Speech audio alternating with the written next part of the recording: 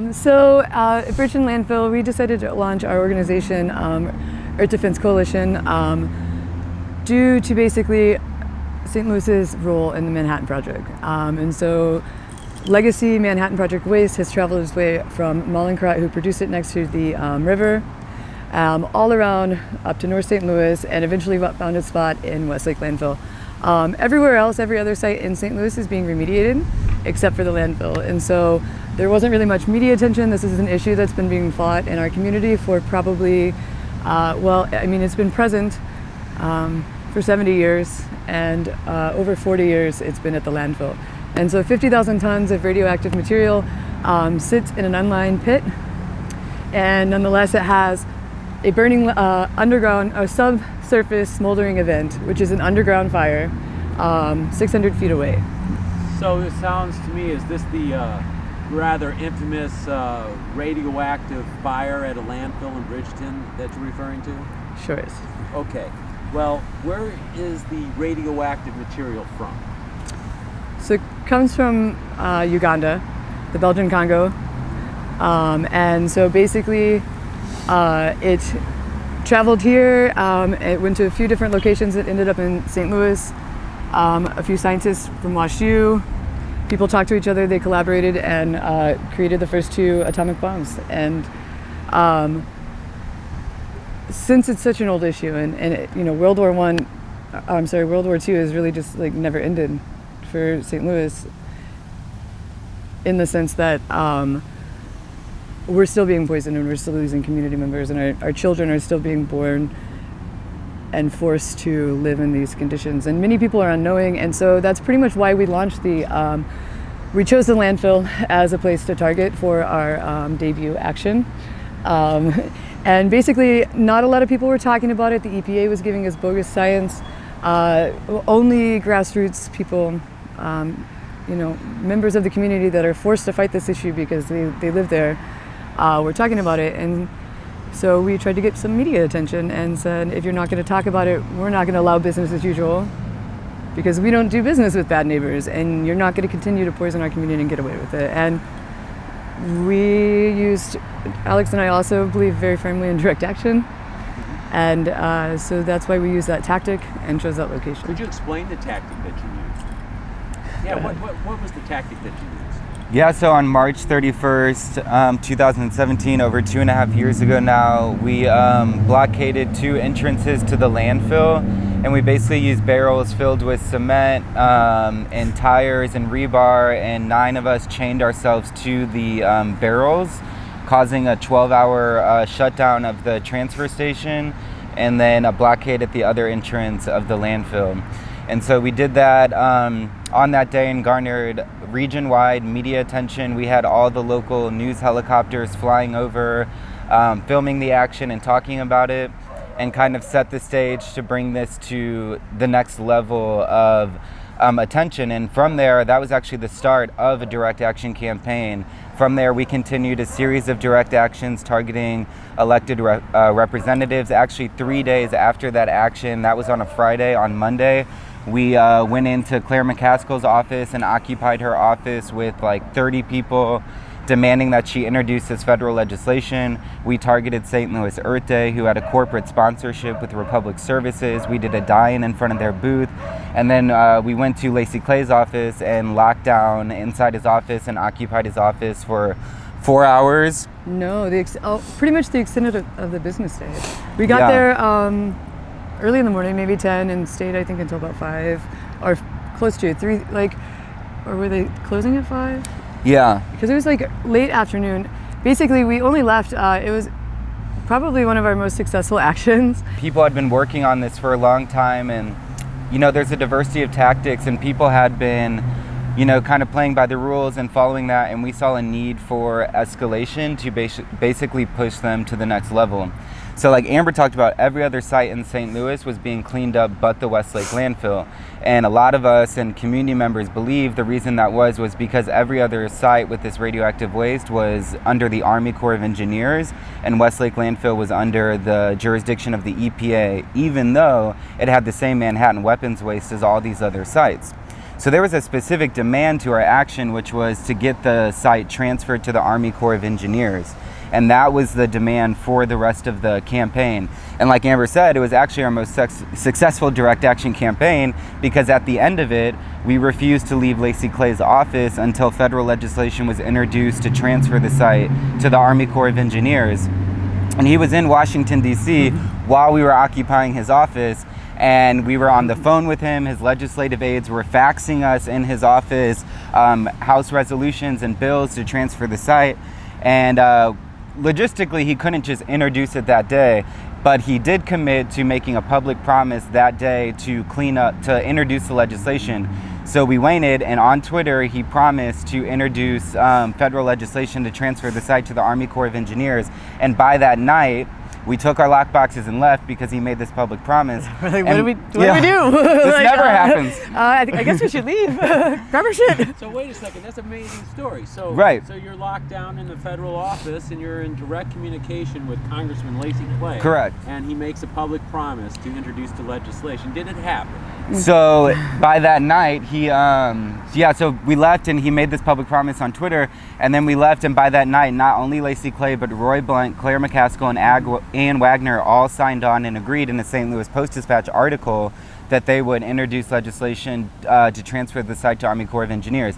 They did introduce legislation to transfer the site to the Army Corps of Engineers, but the legislation did not pass the House of Representatives. And that was the second time federal legislation had been introduced, at which point the community realized we're stuck with the EPA. So while it's not ideal, we need to focus our attention now on the EPA just coming out with a favorable decision. So there has been motion on this. I think you probably know of St. Louis Moms Organization. Yeah. The people in Bridgeton, they get a lot of media attention for working on it, rightfully so. But they feel like they've had some progress on this recently and some victories. Do you see it the same way?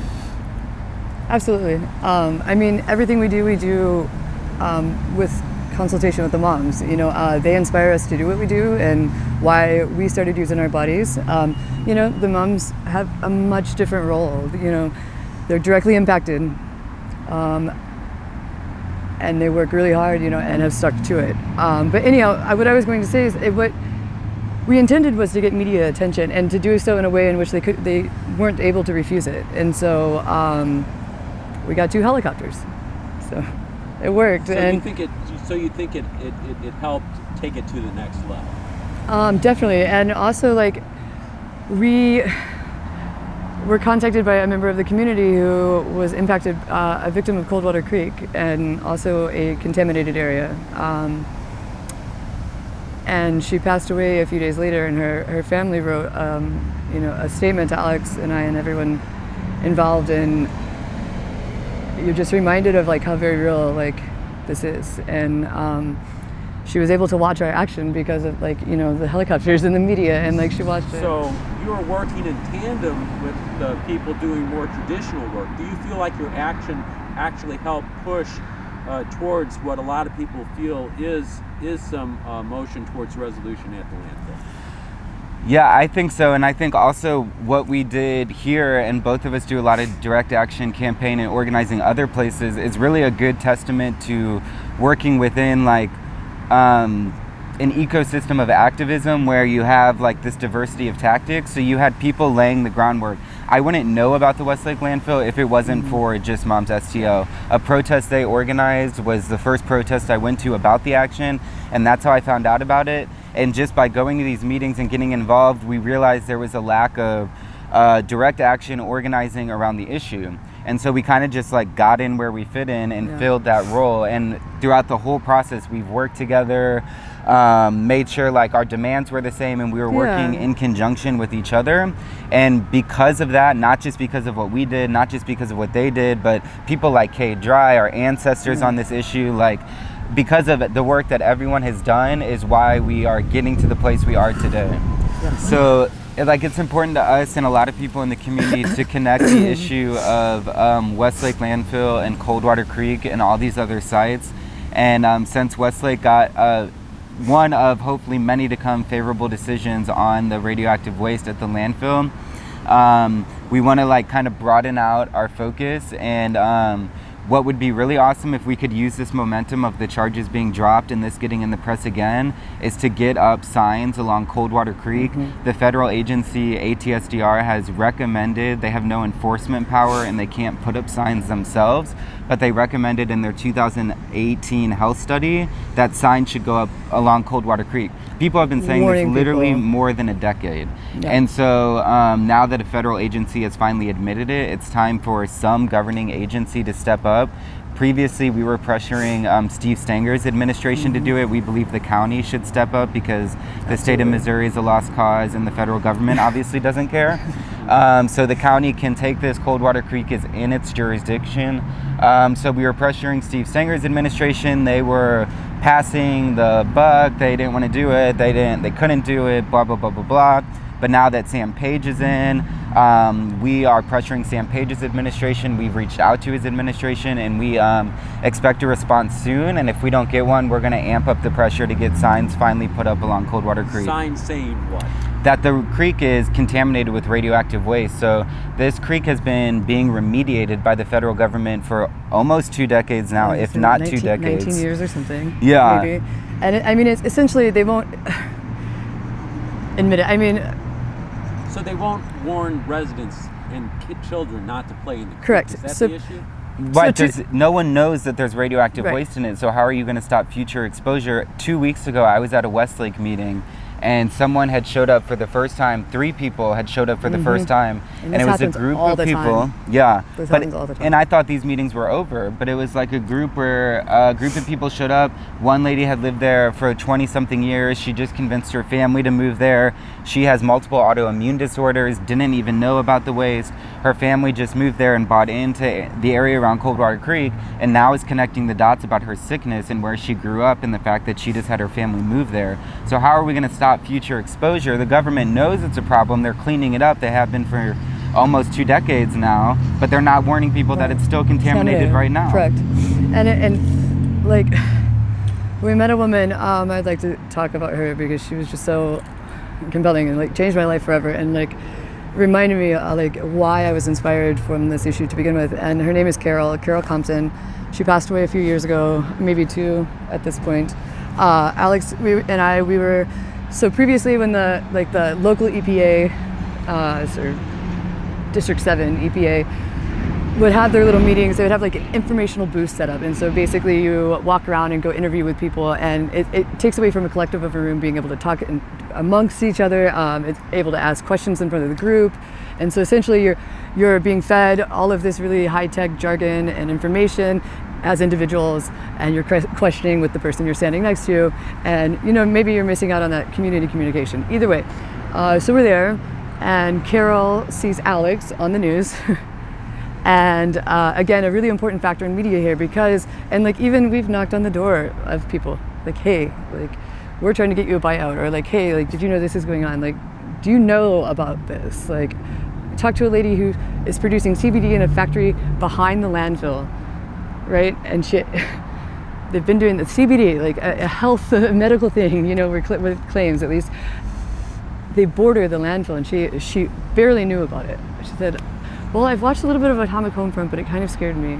And so, and I've talked to a lot of employees like that too, that rare cancers and things like that. But back to Lisa, and they don't know, multiple rare types of breast cancer in one factory, and like they see us holding signs and come and like, I had this many miscarriages, and this is where I grew up. Like, is this exposure? These are my symptoms. And like, Alex and I are not doctors. We have no idea what the symptoms are, but like, it's really crazy that people don't have any sort of a warning or knowledge about this. And this is almost, over half of a century old, like 3/4 of a century old issue. And I mean, if we're going to create something with this magnitude, we need to have like a little bit of accountability. But so EPA Region 7, do you think they're interested in people's health or cleaning up an area's image? I think that they're, well, I mean, Lisa's evidence that they're not at all interested. I'm sorry, Carol is evidence that they're not at all interested in people's health. Carol came to the EPA meeting after seeing Alex, and had a cancer that was only ever found in the area surrounding the Belgian Congo. And so why is she getting this cancer living with Coldwater Creek less than 200 yards in her backyard? And that's it. It lived there for 20 years. She was diagnosed, I think, about it maybe a couple years prior. Or she was in remission for a while, and then it came back about a year or two prior to meeting her. And when we met her, she was crying and thankful to Alex and happy to understand, but also, going through the process of understanding that, like, she was environmentally poisoned by something she trusted and something she bought into and a place she thought she was safe.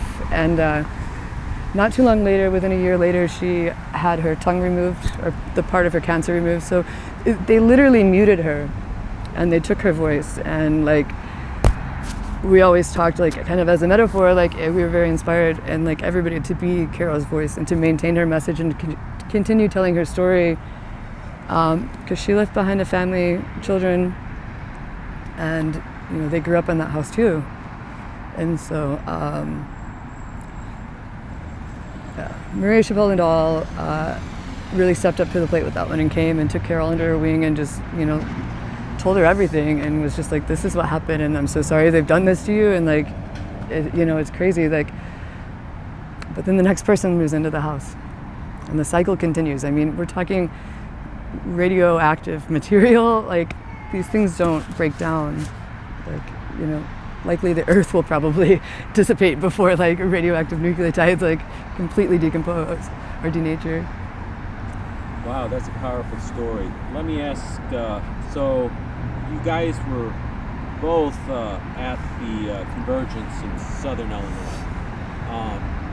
And I noticed that there was a pretty large St. Louis contingency there. And I think, Alex, I believe you were working on the media committee, and Amber, I think you were helping out as well. What did you think of the Convergence? Well, I love the location. Okay, so you're talking about afterwards. So was there any organizing after the Convergence, or any thoughts about what was going on after the Convergence? Absolutely.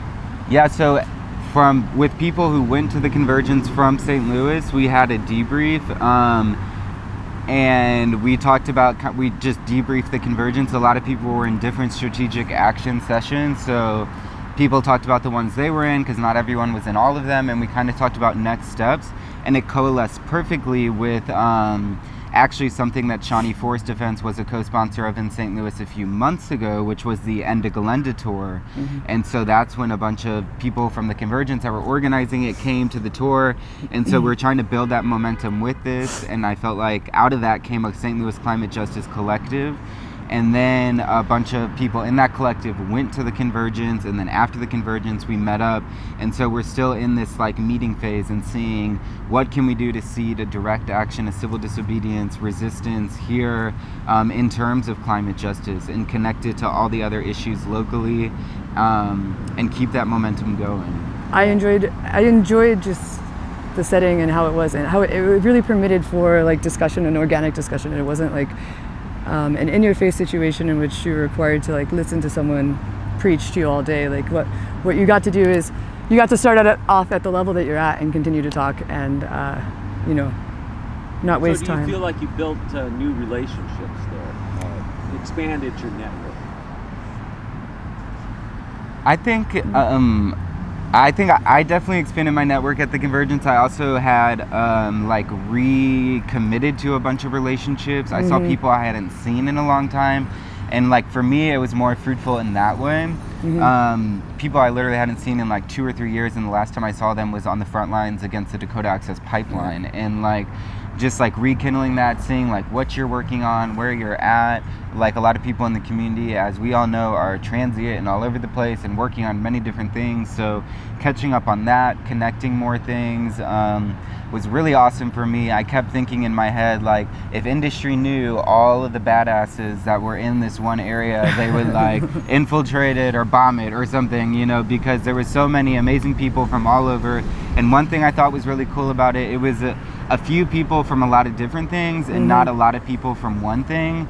So in that way, it was really good, and like having representatives from kind of like all over and from like academia things. to activism, and who like I'm gonna plug Lisa, because Lisa Martino Taylor, I got to sit down and talk to her and plug her. She is someone who completed a PhD or a dissertation regarding behind the scenes work that the federal government had intentionally been doing on the St. Louis residents of St. Louis with said waste. And so they were intentionally poisoning communities, gathering research and collecting data,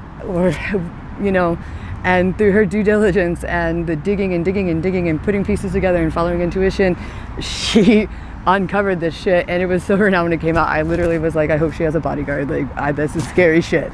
And like, I've wanted Tess so very long. Like, she's like just a remarkable human to me. It's like, who's the Love Canal? Oh, Lois Gibbs. Lois Gibbs. She's like the Lois Gibbs. She's like Lois Gibbs of St. Louis. The mom's are Erin Brockovich. We've got Lois Gibbs and Erin. But I got to sit down and talk to her, and she explained many things. I had so many questions about how things led together. Alex stole the book for me when I was in the middle of it. Her book is called Behind the Fog, and I highly suggest reading it because I have not seen anything quite like it. But anyhow, so that relationship was really cool to nurture, and we've crossed paths a lot, but we've never really gotten to sit down and like chat. And so that was probably the most beneficial and starstruck aspect of the conversions for me. But you should check it all out. Is there anything that I haven't asked that you'd like to talk